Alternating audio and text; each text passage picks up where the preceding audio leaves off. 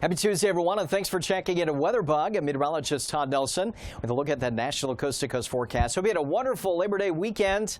Back to the grind here, of course, today. We're still dealing with some pretty warm conditions in the eastern half or eastern third of the country, but temperatures are going to be dropping here as we head closer to the end of the weekend, mainly in the middle part of the country. But we have a tropical update as we approach the peak of the Atlantic hurricane season on September 10th. Some severe weather, locally heavy rain, and as I mentioned, turning much cooler. But there's a look at Tropical Storm Grace and the central Atlantic. This is traveling west.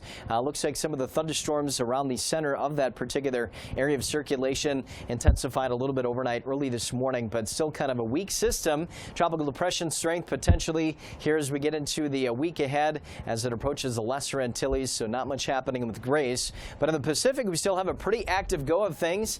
And we have Kilo, the remnants of Ignacio, Jimena north of the Hawaiian Islands, and then newly formed at least hurricane Linda from over the weekend just southwest of Mexico. And again, still some of those thunderstorms surrounding the center of circulation looking pretty decent, but as it lifts northwest into some cooler water, less favorable weather conditions, it looks like it'll be diminishing and staying mainly a fish storm. So today, lower 48, especially in the midsection of the nation, we have a marginal risk of severe weather, locally heavy rain, primary threat, and then that front kind of washes out as it rolls into the Ohio and Tennessee Valley. But another impulse of energy rolling out of Canada kicks out some thunder potential, mainly non-severe across the Midwest and the Central Plains. But this is that particular boundary, which again is going to start to cool things off, and that locally heavy rain could be adding up to maybe 1 to 2+ inches. Some heavy rain in the northeast, pretty quiet in the western and northwestern U.S.